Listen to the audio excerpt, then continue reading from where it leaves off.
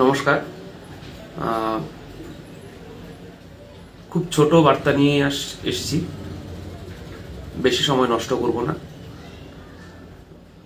Last ভিডিওর পর অনেকেই আমার সাথে যোগাযোগ করেছেন ব্যক্তিগতভাবে, কিছু কিছু ক্ষেত্রে গ্রুপবদ্ধ হয়ে। সমস্যা হচ্ছে তাদেরকে আমি ঠিক মেলাতে পারছি না। এই মেলাতে না পারার দরুন বারবার প্রত্যেকের সাথে কথা বলে, প্রত্যেকে তো ইন্ডিভিজুয়ালি গেলে খুব একটা লাভ হবে না, তো একটা ক্লাস্টার তৈরি করতেই হবে। তো আমি সিদ্ধান্ত নিয়েছি, একটি গুগল ফর্ম আমি তৈরি করেছি, সেটি আমি শেয়ার করব, ফেসবুকেই শেয়ার করব।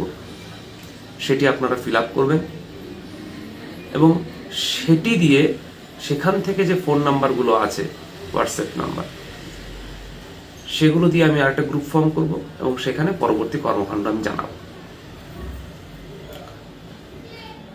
বড় মঞ্চ যেগুলো আছে, এখানে দেখছি যোগ্য মঞ্চ, তারা ভীষণ ভালোভাবে কিছু অনভিপ্রেত ঘটনা, যেগুলো ঘটার কথা নয়, আকস্মিক এসে গেছে হাইকোর্টে, সেগুলোতে লড়াই করছেন এবং খুব ভালো মতো লড়াই করছেন। এবার সেই লড়াইয়ে যদি আপনাদেরও সাথে থাকতে হয়, তাহলে আপনারা ইন্ডিভিজুয়ালি হেল্প করতে পারবেন না, আপনাদেরও কিন্তু একটা ক্লাস্টার তৈরি করতে হবে। আপনাদের হয়তো কারো কারো মনে হচ্ছে, আমাকে বলেছেন যে আমাদের বক্তব্য এখন শুনছে না, তারা একটা বক্তব্য নিয়ে পড়ে আছে। স্বাভাবিক, সেটা একটা ফ্রন্ট একসাথে অনেকগুলো জায়গায় লড়তে পারে না। দে আর ডুইং দেয়ার বেস্ট, এটা আমার বিশ্বাস। তাদের সাথে আমার কথা হয়নি, কিন্তু তাদের কার্যপদ্ধতি দেখে প্রশংসা না করে পারা যায় না, যথেষ্ট করছে তারা। এবার আপনাদের যদি এই পিআইএল এর অর্ডারের উপরে এগোতে হয়, এভাবে এগোনো মুশকিল। তাদেরকে তাদের কাজটা করতে দিন, তারাও তাদের সময় মতো এই ব্যাপারে মাথা ঘামাবে। কিন্তু তার আগে আপনাদের একটা গ্রুপ ফর্ম হওয়া জরুরি, একটা প্ল্যান অফ অ্যাকশন তৈরি হওয়া জরুরি। তাই গুগল ফর্মটা ফিল আপ করে দিলে আমি আপনাদের এই গুগল ফর্মের এই গ্রুপটাকে নিয়ে কনফারেন্সে বসবো এবং প্রয়োজনীয় প্ল্যান অফ অ্যাকশন তৈরি করব। নেতৃত্ব আপনারাই দেবেন, আপনারাই সবকিছু করবেন, আমি সাথে থাকবো আপনাদের। এবং পরবর্তীতে যখন মঞ্চগুলো তাদের এই বিভিন্ন যে কর্মকাণ্ডগুলো করছে, যে আঘাতগুলো রুখে দিচ্ছে, সেই আঘাতগুলো রুখে দেওয়ার পর, সেই কাজটা শেষ হওয়ার পর আশা করি আপনাদের সাথে একসাথে মিলে যাবে। তো সেই জায়গাটা তৈরি হওয়া দরকার। সবার কথা শুনে শুনে তো করা যায় না এইভাবে। তাহলে আপনারা যদি গ্রুপ করে একটা কথা বের করে নিয়ে আসতে পারেন, সেই কথার উপরে এগোনোটা অনেকটা সুবিধা। 2 নম্বর যে বক্তব্যটা আমি দেব, আমার সাথে কিছু ওয়েটিং চাকরি প্রার্থী যোগাযোগ করেছিলেন।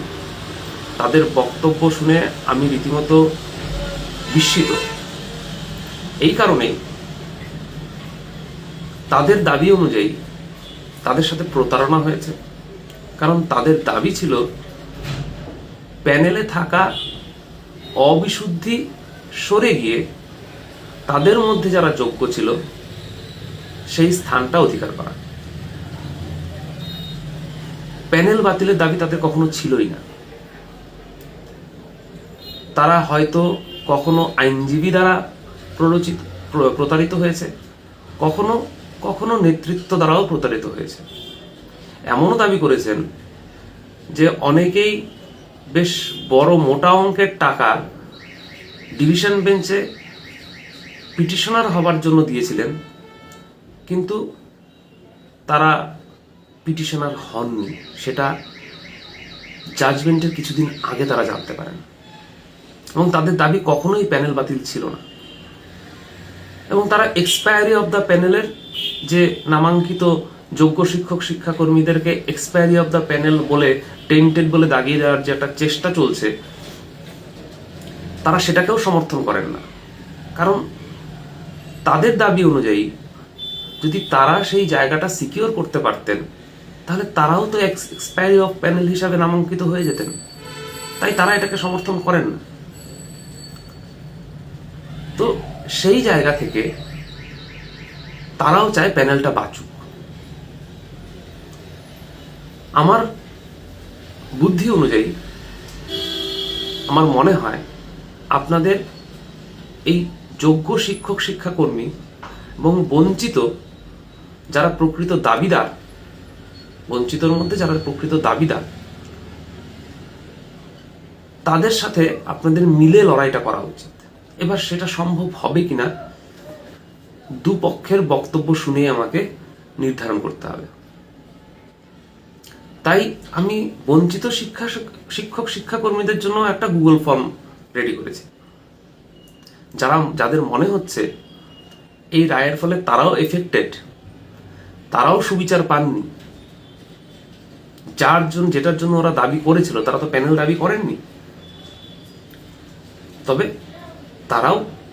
তারা সেই ফর্মটা ফিল আপ করবেন এবং তাদের হোয়াটসঅ্যাপ নাম্বার নিয়ে আমি একটা গ্রুপ ফর্ম করব এবং প্রয়োজনীয় প্ল্যান অফ অ্যাকশন রেডি করব। যদি দুজনেরই স্বার্থ রক্ষা হয়, দুজনেরই যদি সেম বক্তব্য থাকে, একই রকম বক্তব্য থাকে, যে কারো দাবিতে কারো স্বার্থে আঘাত না হয়, তাহলে আমি এই দুই গ্রুপকে সমন্বয় সাধনের চেষ্টা করব। আমি এই লড়াইয়ে যুক্ত হয়েছি যোগ্য শিক্ষক ও শিক্ষাকর্মীদের অধিকার ফিরিয়ে আনার লড়াইয়ে, এবং তাতে যদি সেই লড়াইয়ে যদি বঞ্চিত শিক্ষক শিক্ষাকর্মীরাও বেনিফিটেড হন, তাহলে ক্ষতি কোথায় এবং হওয়া উচিত। আমি এটাও বলেছি এবং জানিয়ে রাখি আরেকবার, যারা ভিডিওটি দেখছেন তাদের মধ্যে যারা বঞ্চিত শিক্ষক ও শিক্ষাকর্মী আছেন, যদি কোনোভাবে প্যানেল বাঁচে তাহলেই আপনারা আপনাদের দাবি জানানোর সুযোগ পাবেন, অর্থাৎ সেই চাকরির অধিকারটা ফিরে পাবার সুযোগ পাবেন বা চাকরির অধিকারটা করতে পারবেন তখনই যখন প্যানেলটা বাঁচবে। তাই প্যানেল বাঁচলে প্রথম পর্যায়ে, যদি প্যানেল বাঁচে তবে প্রথম পর্যায়ের কাজে কিন্তু যোগ্য শিক্ষক শিক্ষাকর্মীদের দাবি কিন্তু পূর্ণ হয়ে যাবে। এবার আপনাদের দ্বিতীয় লড়াইয়ের পালা হবে আদালতে সেটা প্রতিষ্ঠা করা যে অযোগ্যদের জায়গায় তারা অযোগ্য কিনা সেটা প্রতিষ্ঠা করা, এবং অযোগ্যদের জায়গায় আপনাদের নেওয়া হবে কিনা সেই জায়গাটা তুলে ধরা এবং সেটা প্রতিষ্ঠা করা। তাই আপনাদের লড়াইটা কিন্তু সেক্ষেত্রে লম্বা, যোগ্য শিক্ষক শিক্ষাকর্মীদের ক্ষেত্রে লম্বা। সেই ধারণাটা নিয়েই আপনাদেরকে এগোতে হবে এবং সেই ধারণাটা যদি থাকে তবেই আপনারা গুগল ফর্মটা ফিল আপ করবেন। আজকে আর বেশি সময় নষ্ট করব না, ভিডিওতে সব বার্তা দেয়া যায় না। আশা করি আপনারা যোগ্য শিক্ষক শিক্ষাকর্মী সবাই একই অধিকারের জন্য লড়ছেন। একটা কথা বলে রাখি, 2016-র কলঙ্ক মোছা মানে এই নয় 2025-এ আপনাদের যে পরীক্ষা আছে বা পরীক্ষা পদ্ধতি আছে তাতে কোনোভাবে বিঘ্ন ঘটানো। 2025-এর পরীক্ষাটাও আপনাদের জন্য একটা রিমেডি, তো সেই রিমেডিটাকেও নষ্ট করতে দেওয়া যায় না। তাই এই রিমেডিটার জন্য যারা লড়াই করছেন তাদেরকে সাপোর্ট করুন এবং 2016-র ক্ষেত্রে ফিরিয়ে আনার ক্ষেত্রে যারা যারা এগিয়ে আসতে চাইছেন তারা এগিয়ে আসুন এবং প্রয়োজনীয় গ্রুপটি ফর্ম করে আমরা পরবর্তী লক্ষ্যে এগিয়ে যেতে পারবো বলে আমরা আশা রাখি।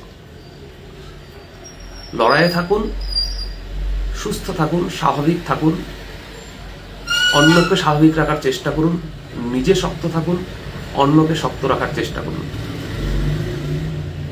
একটাই কথা বলবো, বারবার আগেও বলেছি এখনো বলেছি, আপনারা যদি সত্যের পথে থাকেন সেই লড়াইটা লম্বা হতে পারে, কিন্তু সেই লড়াইয়ে একদিন না একদিন আপনারা জয়ী হবেন, এটা আমার বিশ্বাস। সবাই ভালো থাকবেন, সুস্থ থাকবেন। নমস্কার।